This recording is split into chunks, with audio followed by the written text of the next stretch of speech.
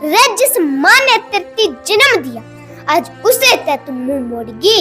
रे तेरे बाप की पगड़ी दिखी को ना, और आज तू उसे ते तू मुंह मोड़गी। ऐसे ऐसे बच्चे पैदा करना है, ऐसी को भी हम सलाम करते हैं। जाति धर्म का सौदा करने वाले इंसान की कीमत क्या जाने, जो फसल की कीमत दे ना सके वो किसान की कीमत क्या जाने। और मैंने बहुत से ऐसे गांव देखे जिसमें गांव की बेटी गांव में ही बहू बन के रहने लगती है। आज मेरे पिता तो इस दुनिया में नहीं है, लेकिन मेरी माँ आज मेरे साथ है, तो मैं मेरी माँ पर भी कुछ पंक्तियां सुनाना चाहूँगी। छोरी कर्तव्य है, माँ बाप की मर्जी से शादी नहीं करती, वो अपनी मर्जी से शादी करना पसंद करा है। अगर के ना मानना ना तो परिवार छोड़कर भाग जाए। मैं उन लड़कों से बोलना चाहती हूँ कि मेरे भाइयों, आप जिस बेटे को घर से भगा के लेके गए जब वो अपने माँ बाप की नहीं, विधवा की जिंदगी आप कैसे देखते हो? और तरह तरह के उसको ताने भी सुनने पड़ते हैं समाज में। रे बड़ी जवानी साथ छोड़ गया, बिन राजा की सिराने हुसैन, बलकार सिंह तने के बेरा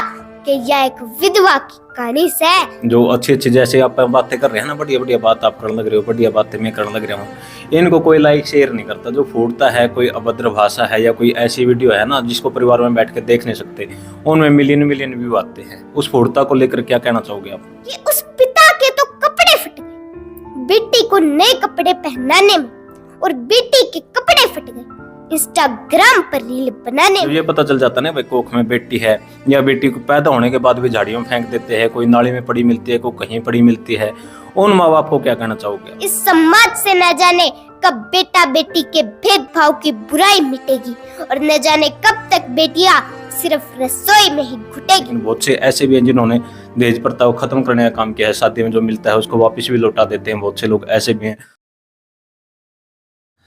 नमस्कार, राम राम, सोनू जबैनीवाल के साथ चढ़ता हरियाणा देख रहे हो आप। आज अपने साथ फ्रेम में मौजूद है 7 साल की बच्ची अवनी चौधरी। अवनी बेटा, स्वागत है आपके अपने चैनल चढ़ता हरियाणा पर। सबसे पहले तो आप सभी को नमस्कार और राम राम। अवनी, इतना टैलेंट 7 साल की उम्र में कैसे लेकर आए हो? आपने हर चीज की अच्छे से नॉलेज है। ये तो मैं जब 3 साल की थी, जब मेरे गांव से मेरी शुरुआत हुई थी, फिर धीरे धीरे हमने भाई MS जादूगर सम्राट से कांटेक्ट किया, फिर धीरे धीरे मैं आगे के प्रोग्राम करने लगी और आज मैं यहाँ तक पहुंची। सबसे पहला प्रोग्राम आपने कहाँ किया था? ज्ञानपुरा गांव में।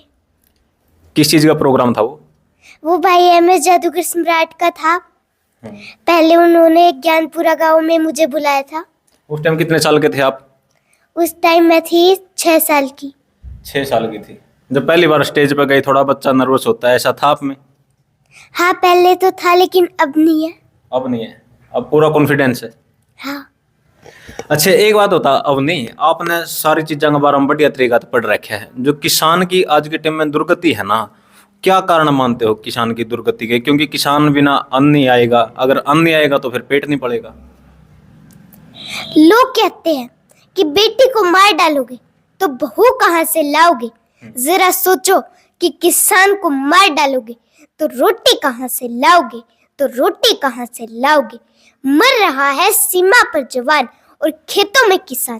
कैसे कह दूं मैं इस दुखी मन से कि मेरा भारत महान, कि मेरा भारत महान। चीर के जमीन को मैं उम्मीद में बोता हूँ, मैं किसान हूँ, मैं चैन से कहाँ सोता हूँ। मत मारो मुझे इन आंसुओं के गोलों और मीठी मीठी बोलियों से। मैं एक गरीब किसान, मेरा कसूर सिर्फ इतना है कि मैं एक किसान। जाति धर्म का सौदा करने वाले इंसान की कीमत क्या जाने, जो फसल की कीमत दे ना सके वो किसान की कीमत क्या जाने, वो किसान की कीमत क्या जाने। किसान उसी तरह अपनी फसलों को पालता है जैसे एक माँ अपने बच्चे को पालती है। लाल बहादुर शास्त्री ने एक नारा दिया था, जय जवान जय किसान। वाह नहीं, तो छोरी का टैलेंट आप देखने लग रहे हो भाई। हर चीज पे इतना बढ़िया तरीका था, ये बोल रहा है, अपने शब्द रखा है कि बड़े बड़े जो है ना, बड़े बड़े पंचायती वो सोचने जाने मजबूर हो गए हैं। छोरी में इतना टैलेंट है। अब नहीं, जो आजकल चल रहा है नहीं, एक तो लिव इन रिलेशनशिप चल रहा है, ये सबसे ये कुप्रथा है जो हरियाणा को, ये संस्कृति को डुबो कर बैठेगी। इस पर आप क्या कहना चाहोगे?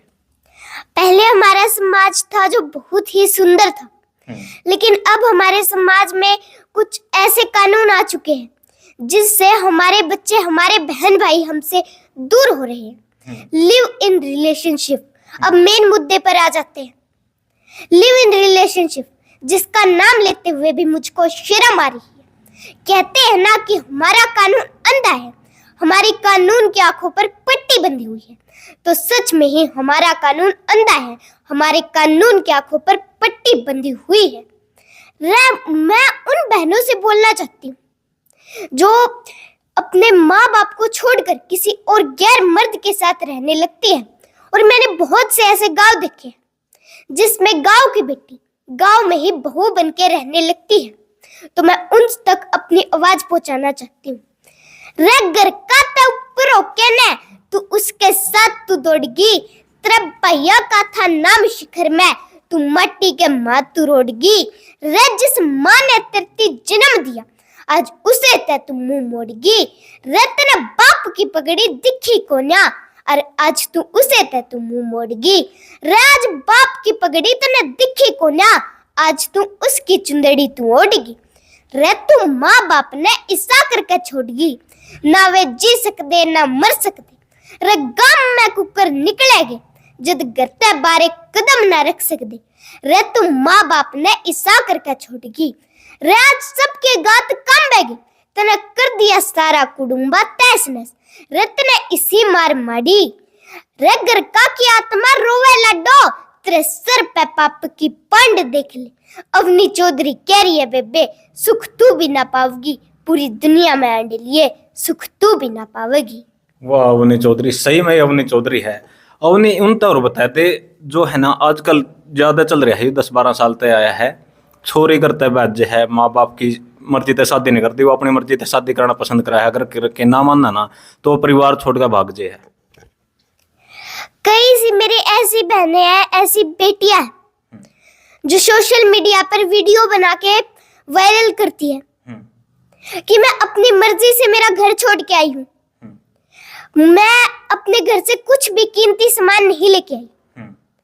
तो मैं मेरी उन बहनों से बोलना चाहती हूँ कि सबसे कीमती सामान तो आपके माँ बाप की इज्जत थी, जो ही आप ले गए। तो इससे बड़ा और आपके माँ बाप के लिए क्या हो सकता है कीमती सामान। और वो बहनें बोलती हैं कि हमें तो अपने माँ बाप से खतरा है, जान से मार डालेंगे वो हमें। तो मैं उनसे बोलना चाहती हूँ कि जिस घर में आप 20 से 22 साल उन माँ बाप ने आपको पाला पोसा, आज वो ही आपको मार डालेंगे। आज उन्हीं से खतरा हो गया है। हाँ सर। बहुत बढ़िया। अब यार जो लड़का है ना लड़की को भगा के लावा है, लड़कियों के लिए तो बहुत बोलते हैं कि भाई फलाने की बैजगी इज्जत मिट्टी में लाते हैं, गांव के भी तरह तरह की बात कर रहे हैं। जब जो लड़का कोई भगा के लावा लड़की को, लड़के को नहीं इतनी सुनाई जाती जितनी लड़की को सुनाई जाती है। उन लड़कों में क्या कहना चाहोगे आप? मैं उन लड़कों से बोलना चाहती हूँ कि मेरे भाइयों, आप जिस बेटे को घर से भगा के लेके गए हो, जब वो अपने माँ बाप की नहीं हुई, जिस कोख से उसने जन्म लिया वो उस माँ बाप की नहीं हुई, उस पति की नहीं हुई जिस घर में वो 11 से 12 साल रही, और वो अपने बच्चे की नहीं हुई जिस कोख से उसने उस बच्चे को जन्म दिया, तो वो आपकी बिल्कुल भी नहीं हो सकती, तो वो आपकी बिल्कुल भी नहीं हो सकती। बहुत बढ़िया। आज अपना समाज है ना जो अब नहीं, जो किसी का हस्बैंड गुजर जाता है ना, विधवा बोल देते हैं, उनको एक अलग नज़र से देखा जाता है। विधवा की जिंदगी आप कैसे देखते हो? और तरह तरह के उसको ताने भी सुनने पड़ते हैं समाज में। जो लोग ताने मारते हैं, जो छिटकसी करते हैं, उनको आप क्या कहना चाहोगे? रे बालक कानी देख देख के जिंदगानी न जिए जासू, जिंदगानी मेरी न रख बराबर, घूट सबर का पिए जासू। जिसका लगा वो जाने कौन किसे का सारा हो से, कोई काम का लगू से तो कोई चाम का प्यारा हो से। अकड़ पड़ोसी ताने मारे, कोई कह दे से निर्भाग मने, क्यों बेटी होना पाप हुए से, दीदियों ने एक जवाब मने।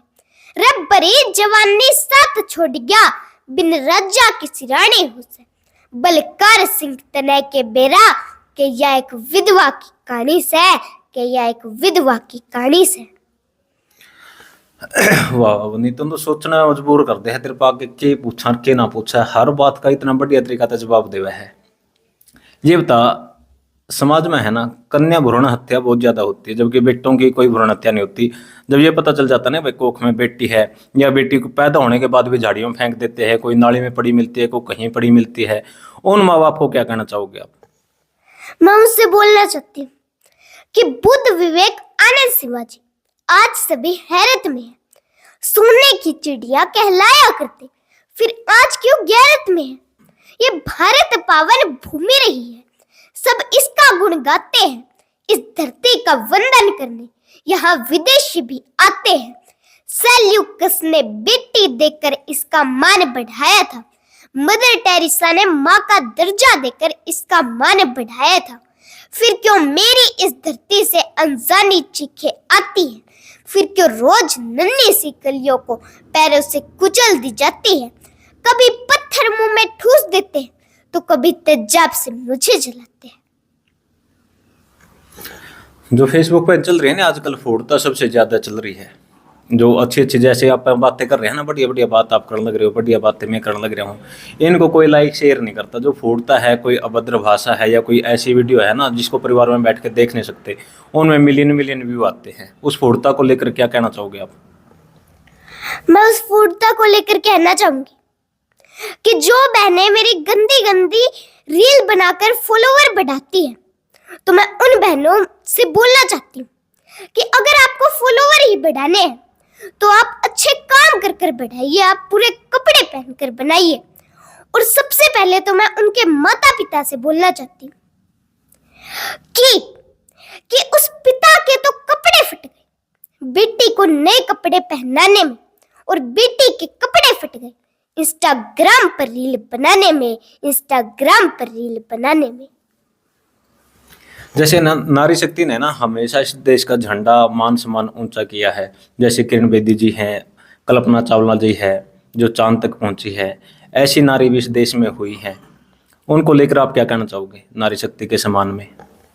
मैं मेरे जितने भी माता पिता मेरी वीडियो देख रहे हैं, तो मैं आपसे बोलना चाहूंगी कि आप अपनी बेटी को कल्पना चावला बनाइए, किरण बेदी बनाइए, अवनी चौधरी बनाइए, अनीता कुंडू बनाइए।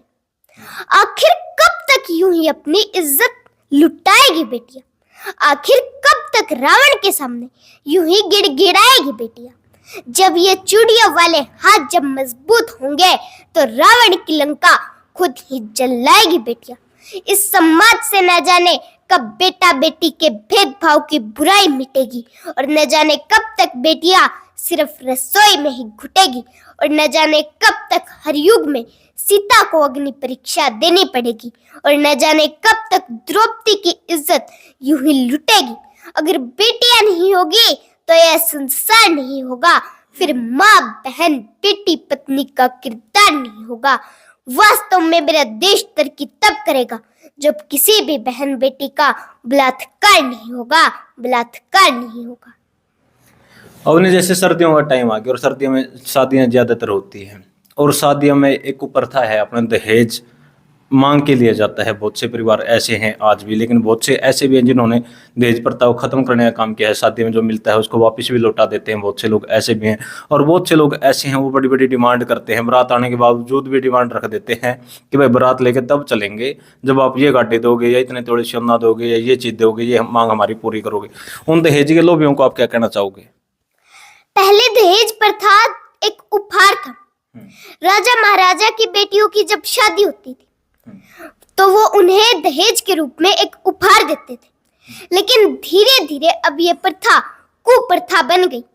इस कुप्रथा के वजह से न जाने रोज कितनी बेटियों को अपनी बलि देनी पड़ती है, बलि देनी पड़ती है। और जब कोई आपसे एक पेन लेने में भी हिचकिचाता है, बोलता है कि आप मुझे पेन दे दो, तो वो जो पेन देता है वो हिचकिचाता है। लेकिन क्या आपने उस माँ बाप के बारे में सोचा है जिन्होंने अपने कलेजे का टुकड़ा बेगानों के हाथों सौंप दिया?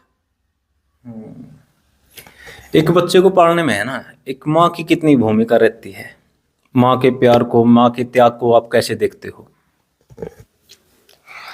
माँ के प्यार को तो मैं बहुत देखती हूँ, क्योंकि मैं आज मेरे पिता तो इस दुनिया में नहीं है, लेकिन मेरी माँ आज मेरे साथ है। तो मैं मेरी माँ पर भी कुछ पंक्तियां सुनाना चाहूंगी कि माँ वो जुन्नी है जिसने हमें ये दुनिया, ये संसार है दिखाया।